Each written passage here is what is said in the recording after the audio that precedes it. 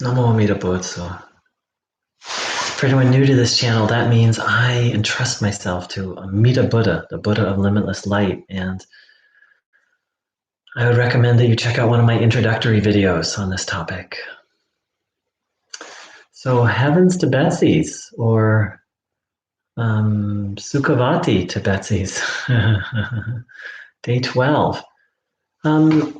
Today and yesterday have been slightly challenging because when I first started this 40 days, I stopped doing everything, which included uh, all sorts of spiritual things, which included sort of some self-care. Like I still showered and ate, but there's lots of practices that I did in the past to help emotionally regulate myself and stay in balance, and I let all those go, and now I'm slowly bringing some of them back. Now that I'm very clear that I'm not doing them to try and attain Buddhahood, and so it's helping. There's a way in which it's helping, but there's also a way in which it's kind of dispersing my energy. The first 7 to 10 days, it was like totally just focused on Amitabha, and so I'm still a little torn. And then I am remembering the Buddha's teaching on the middle path, and so yeah. So today, I'm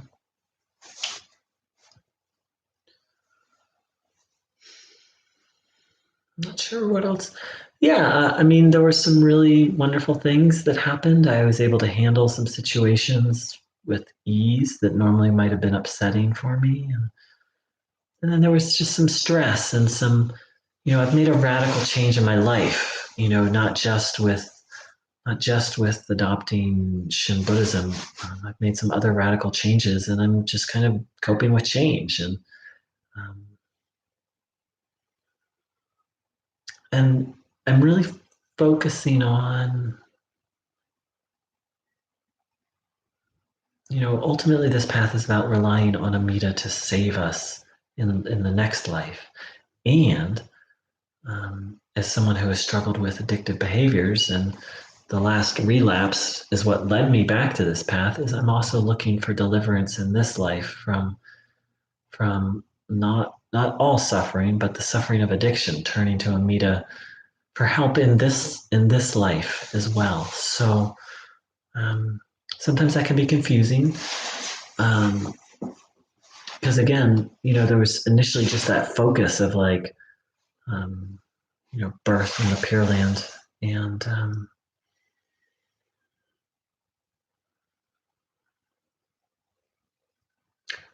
but I feel a richness that while my life is much less boring in many ways, I feel a richness and I feel an aliveness that I'm not used to. And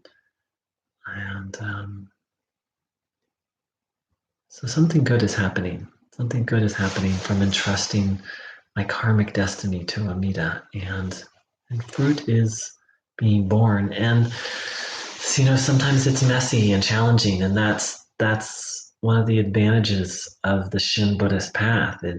It doesn't candy coat things. Most spiritual paths candy coat things, like just do this and you'll be happy and everything will be great. That's not how samsara works.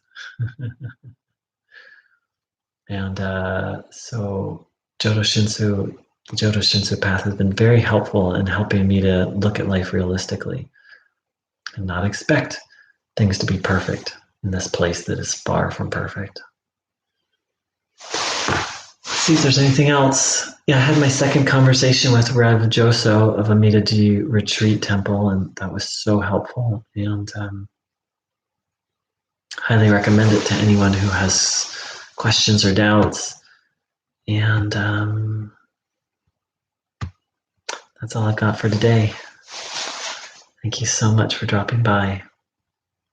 Hi, Shaku. Thanks for saying hello. Gasho, right back at you. Namo Amida Butsu. Hello. All right, I'll stay on for a moment. Let's see if there's any other highlights, and if you feel moved to share anything, Shaku, please do. Part of what I'm recognizing is,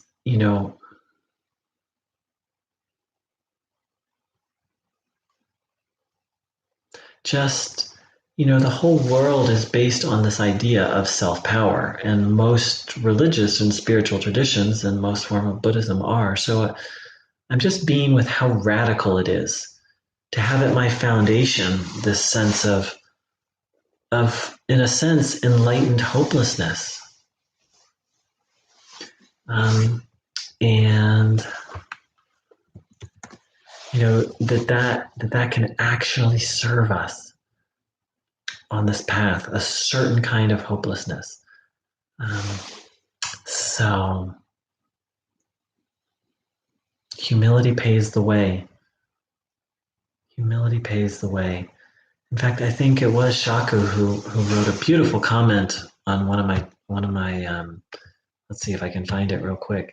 Beautiful comment on one of my videos, and I'm going to look for it right now.